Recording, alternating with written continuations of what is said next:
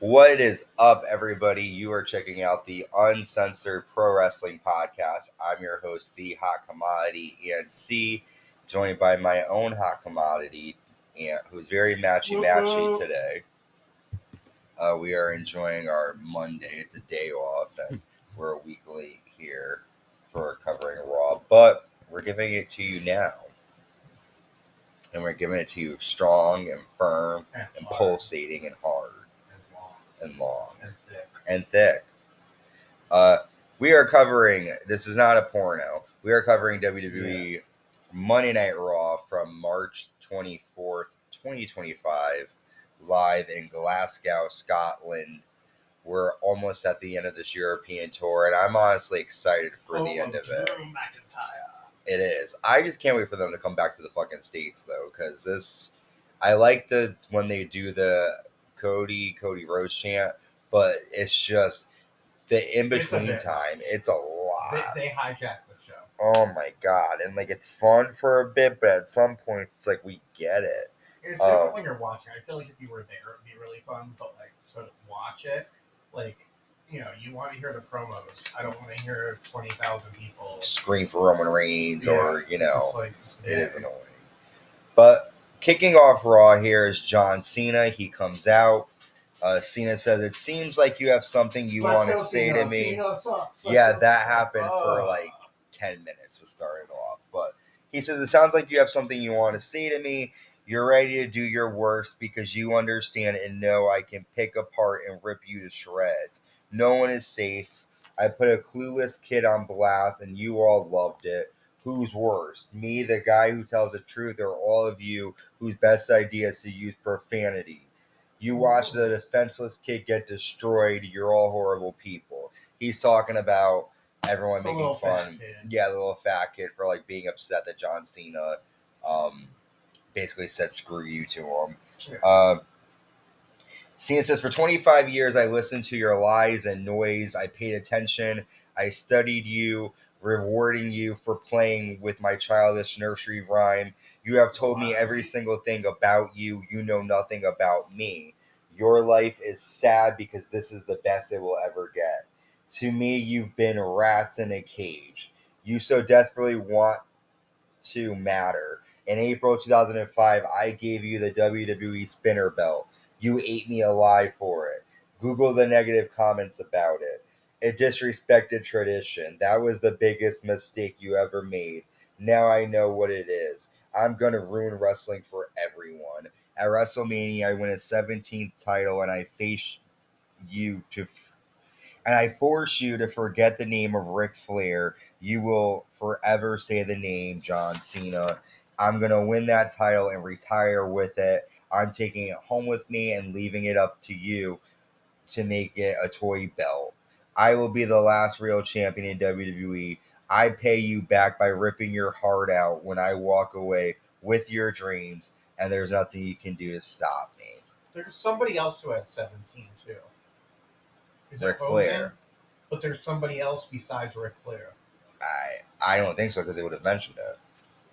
I could. Maybe more. Okay, maybe I'm wrong. So WWE Champion Cody Rhodes comes out. Cody says, Don't you have to take this from me first to walk away with it? You're clearly angry, the most dangerous John Cena has ever been, but you made a massive mistake. That mistake was saying what you just said while I was in the building. You should know how hard I fought to win this title one time.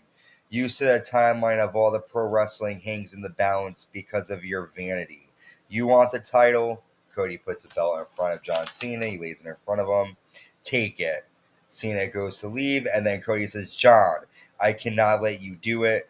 I need you to see me and understand your psychotic need to take it does not outlast our need to keep it. The champ is in the ring. John Cena, you walk away empty-handed, and that's how you walk away from the WWE."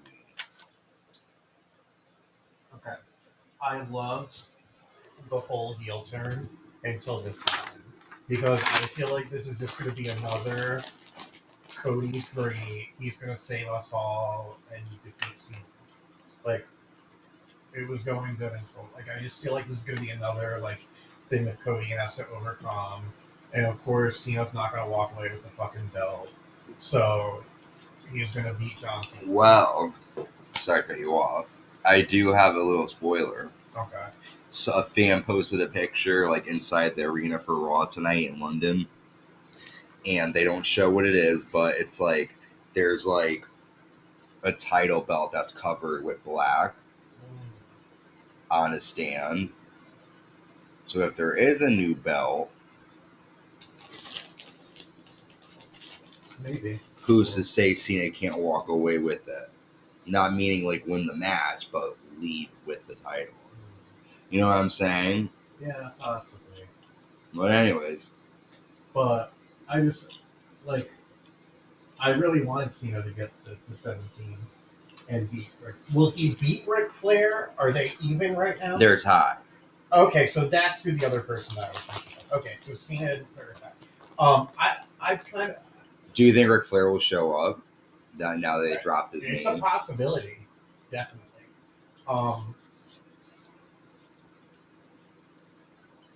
Yeah, I mean, I haven't heard anything about Ric Flair being at WrestleMania. I know, Austin is supposed to be there this year, and Undertaker, but yeah, we'll see. It's coming. We only have 3 more Raws, I think. I agree with you though, because John Cena, everyone loved the NWO because they took over. They were doing crazy shit. John Cena is just being a whiny bitch right now. He's complaining about something. He's mad that when he won the title in April 2005, he replaced it with a spinner belt, which I had a replica of, the fake little kid one. I loved it. And everyone did talk shit about it, but how long ago is 2005? 25 years ago? Come on. Yeah. Now you're mad about it? At this point, you're about to retire. Well, he's not saying that's the reason. He's saying that that was the biggest mistake you made. The biggest mistake you made because now I know what will hurt you. Again, though, where is The Rock, too? The Rock is still not involved in this conversation. Yeah. Cena turns heel. He's basically crying about the fans.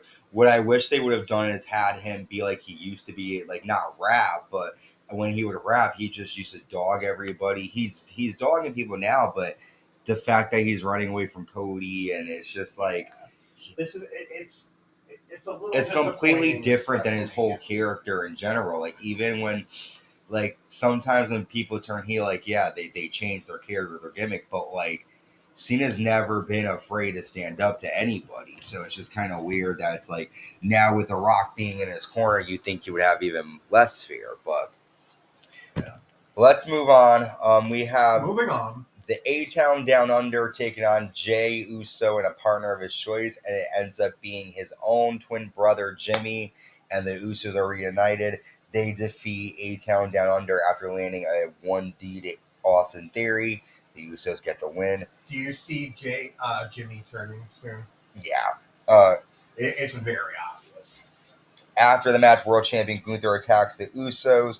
Jey gets the advantage. He goes to spear Gunther, but Jey trips on the mat, and then Gunther applies a sleeper until Jimmy Uso runs in to help his brother. Now, this is obviously a gimmick here because Jey Uso has been fucking up. The time when he dove over the ring and landed his head on the apron. Was that a botch? Or was that? No, that was on purpose. Okay. I think. I mean, there's no way. There's no way he can fuck up a spear like that. I mean, the spear he did to Waller, though, was a fucking crazy. The one that I didn't know for sure was when he landed on his head. I didn't know because that was the first one. That was a real botch. That was real. I think everything up until last week was real. So the first one was real, and then they started playing on it. Because all the fans were talking about, this guy can't even compete. He's falling, he's fucking around. Why is he? So I think they're playing on it. But what do you think about that, then, if that's what they're doing? I don't know if it's the best angle to go. It's kind of making him look bad. So, I mean, it is making him look bad. So, okay. I don't know. It's different, but we'll see. I just don't see how you're building somebody up to fucking win the belt at WrestleMania and you're having them do a botch. Exactly, I agree. and it doesn't. The fans. And that makes Gunther look like a total. It's almost like telling somebody that, like, like if you remember like a McDonald's cheeseburger being terrible, and you're like, I remember it being terrible. Well, at least you remember it. It's like just because the fans are talking shit that it sucks doesn't mean that like it's a good thing to have them keep doing it. Like, I don't know. It makes no sense. And again, it makes Gunther look like an ass. Yeah. If he loses. We see the Judgment Day backstage, and basically Liv Morgan tells Dominic Mysterio to trust himself in regards to adding a potential new member. Liv is definitely playing the role here. We then get a funny promo for El Grande Americano, which is the masked luchador with the American flag that has been attacking LWO for the past couple weeks. Supposedly he's a Mexican luchador that's very famous. I've never heard of him. No one else has heard of him, but that's how it is. We're in America. We're ignorant. So, cheers to El Grande Americano. Yeah. I bet he's had many 5-star matches. Chad Gable is backstage, and he tells... that's the guy from AEW. Well, we'll cover this when we talk about SmackDown, but the guy that I thought it was, Ray Phoenix, he's actually going to debut on SmackDown this Friday, so it's not him. Oh. So it's Chad Gable. It's Chad Gable. Okay. Because, I mean, what are they going to do? Have him do 2 nights as different characters? Unless it's somebody completely different. Unless someone... Exactly. I mean, the body looks like Chad Gable, but sometimes through the face... It looks different, right? So Chad is telling Adam Pearce backstage that he's sick. He has a doctor's note. All right. And he can't... What? It's me. Oh, it's you? You're it? Damn. I thought it was Hulk Hogan. He was Mr. America one time. But anyways, he says he can't compete against Dragon Lee, so El Grande Americano will take his place tonight on Raw. We have the Intercontinental Women's Championship on the line. The champion Lyra Valkyria defending against the Women's Tag Team Champion Raquel Rodriguez with her partner and fellow champion Liv Morgan at ringside. Lyra lands a Hurricane Rise to Raquel Rodriguez into the announce desk on the floor. This is a cool moment. Lyra jumps into a huge big boot by Raquel. Raquel hits a jackhammer. Lyra lands a flying leg drop to the back of Raquel for a 2 count. Liv Morgan distracts Lyra, but Lyra kicks Liv and rolls up Raquel to retain the Women's Intercontinental Championship. Afterwards, Liv and Raquel attack Lyra until Bayley runs down and makes the save. And could we get Bayley and Lyra against the tag champions? Or can we get Bayley versus Lyra for the Intercontinental Championship? What did you think of all that? The match was good. I was really hoping that Raquel would win. Mm-hmm. Lyra is not a great champion. Like, I get it. Like, they wanted... The fucking bird girl. Is that what she's called? The bird woman. I get they wanted to, like, build her up and... Like, they did it. It's time. Like, give us somebody who's going to be a good champion and make it interesting, you know? Bayley would be an even bigger Grand Slam champion. She already is, but if she wins this, then we'll know she's not Grand Slam champion no more because she'd have to win the U.S. Women's and the Intercontinental Women's title. But, which I'm sure she will by the end of her career. But, yeah. Yeah, I'd really like to see somebody else get the title. I don't even know if Bayley would make it that interesting right now. But she's a better champion than Lyra. Oh, Bayley is fucking Bayley. Yeah, no, I would love to see Bayley get it. But, where the fuck is Becky Lynch? Where in the world? Where in the world? Fuck Hardman. Where in the world is Becky Lynch? We should watch another one of those later. I thought it was cute. Where in the world is Becky Rollins? Becky Rollins. Yeah, why is she not Becky Rollins? Because she's Becky fucking Lynch. We see Jimmy Uso talking to Jay backstage, and he's like, "Dude, you're not gonna win at WrestleMania if you keep up with this, like, you know, this sort of like fuck ups." And then Gunther confronts him. Who says that? Jimmy. To Jay, to his brother. He's like, "Listen," he's like, "You're not gonna win at WrestleMania if you keep botching." And then Jimmy confronts Gunther, challenges him, and slaps the living shit out of Gunther. That was like the best slap I ever saw. Is it sad that Jimmy is outshining the person who's supposed to be in the world title picture, his brother, and his brother's main event. Jimmy's coming to fucking knock out his brother, man. I'm wondering if Jimmy's not going to cost him the title. What was that? I'm wondering if Jimmy's not going to cost Jay the title at WrestleMania. I would love to see this. I would love to see him help him win it, and then super kick the shit out of him, lay him out with the title, and hit an Uso splash through a table. And then say, I should have won this. How great would it be if he had, like, the briefcase right now and helped him win it and then just fucking turned around? Yeah.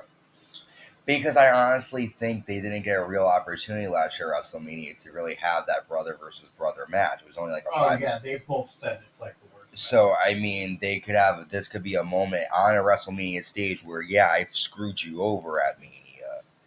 But we then have Adam Pearce coming out for the World Women's title contract signing between Io Sky and Bianca Belair. Adam Pearce says Rhea Ripley is not in the WrestleMania match. Women's champion Io Sky comes out. Io says, I don't care about contracts. It doesn't matter who it is. I'll take on both of them because I am the World Women's Champion.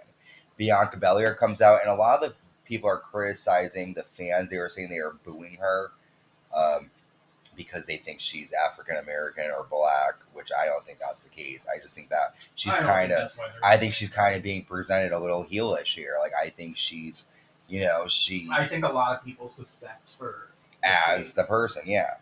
So Bianca comes out, and Bianca says, I earned that WrestleMania title shot. I'm not going to let Rhea Ripley into the match if she didn't earn it. And that's also heelish to say, too. Why not fight her? If you're such a, yes, you did deserve a one-on-one match, but you are the EST. You're a former SmackDown Women's Champion, Raw Women's Champion. I get it, but I get Bianca. Trust me, I would like to see everything, but I get what Bianca's saying. Like, why would she want a third person in there when she can lose by not losing?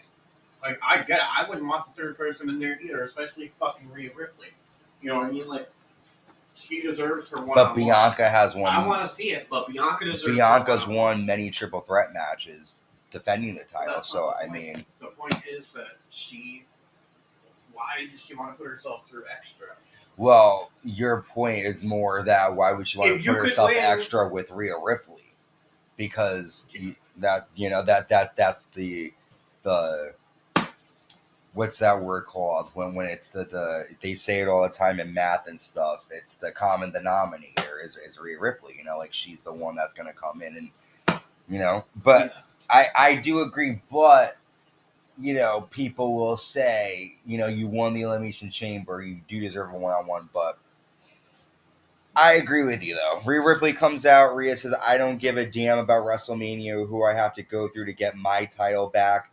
Adam Pearce says next week Rhea will get her rematch against Io Sky for the World Women's title, and Bianca Belair will be the special guest referee for that match. Wait, what? Yeah, I didn't know that either. Say that again. Bianca's going to be the referee for Io and Rhea tonight in their women's title match. Io and Rhea fight tonight for the belt? Yep. And the winner takes on Bianca. Bianca's going to... And then it's going to lead to a triple threat. Rhea's going to mouth off to her. And then Bianca's going to... Mm-hmm. And they're going to go get into it. I just feel like there's already... If they do this with the women, it's going to be 2 triple threat matches at WrestleMania so far. I'm not a fan of triple threats. I do like it sometimes because of the chaos. But anyways, Adam Pearce, so he announces the match. All 3 women get into a brawl. He also makes it no holds barred. Yep. Well, that's what I mean, the chaos. Bianca lands a KOD to Io Sky onto Rhea Ripley on the floor, and Bianca is the last woman standing in that altercation. And she'll be the special guest referee tonight. So we'll see what happens there. Decent segment. It's better than Charlotte and Tiffany's stuff, but I want to see. I miss Becky Lynch. I want her to come back. I want Asuka back too. Me too. Dominic Mysterio offers Penta a spot in Judgment Day backstage. Penta doesn't say anything. He just kind of looks at Dominic like, I don't fucking know. We then see Dragon Lee taking on the debuting El Grande Americano. And El Grande does pretty good. He lands a Hurricane Rana, flying headbutt for a 2. Grande suplexes Dragon Lee off the apron to the floor outside. Grande lands a belly-to-belly to Dragon Lee into the corner. Lee lands a sit-out powerbomb for a 2. Grande pulls off Dragon Lee's mask in such disrespect and applies an ankle lock, and Dragon Lee is forced to tap out. What a despicable thing for that Mexican luchador to do. He's spitting on the fucking tradition. He's pulled off Dragon Lee's mask. And I bet Dragon Lee is sexy, but Dragon Lee is fine. What do you think about the debut of El Grande Americano? And ripping off that mask. That was last week. He defeated Dragon Lee, and he pulled off his mask. Oh, but it wasn't really his debut. That was. Like his in-ring debut. His in-ring. Okay, I get what you're saying. All right. Yeah, I don't know. There has to be some spin to it. Like, it's not. I don't think it's going to be as easy as. Well, and remember, I'm sorry to cut you off, but like the last time we saw Chad Gable, he was trying to figure out how to defeat luchadors. The guy gave him a box. He opened the box and he just like smiled at it. So it could have been the box? When we didn't see the guy. It was like a weird. He was in Mexico, and the guy. So it had that uniform. We don't know. It didn't show what was in but it. I'm saying he gets the box. The guy is like, "This is how you defeat it," and like he's speaking his Spanish. So they're going to do a flashback. He gets the box. That box is going to have the red, white, and blue outfit in it. But it definitely is interesting. At least we're talking about it, you know. Yeah. So CM Punk comes out next. Punk says, "I am not in a good mood. I'm not getting what I want, or am I?" The more things change, the more they stay the same. Seth Rollins is mad because I cast a shadow over him. Roman Reigns sees that his wise man isn't just his own wise man. On SmackDown, we will have a contract signing. I want to see if this match gets me what I want. Neither of you have defeated me without the other's help. I brought you into this business. I cannot wait to be the man that takes you both out of it. And that's a good callback because he did bring the Shield in back in 2012 to help him hold on to the WWE title. So who was there, Rollins? CM Punk. CM Punk was the guy to bring the Shield in. They came out to help him. Okay. So that's when they debuted on Raw. It was for CM Punk. They debuted at a pay-per-view. They came out, they helped them win, and then they started to eventually tear away from it. Were they the Shield in NXT? Or did they? No, they just came. That's how they came in. Seth Rollins was the NXT champion. Did he drop the title? Or did he lose that? I think he lost it.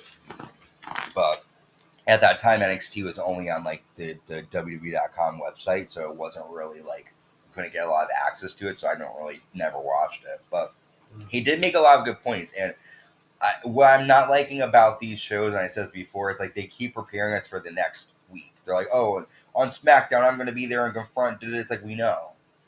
And it's not like the people there can see it. You know, it's like they'd have to get on, like, you know what I'm saying? Like, it's not, they're in Scotland. Scotland's not that far from England, but it's just like they could have used that time to have a match or something different, especially with a shorter show, and every fucking match on SmackDown sucks, you know? But I did like the promo from CM. Why, was it only like 2.5 hours?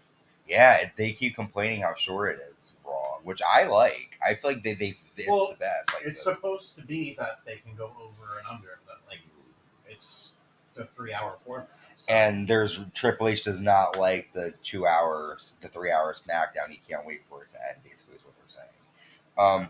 And I've also heard that people like they think that Road Dogg is supposedly the main writer for SmackDown right now.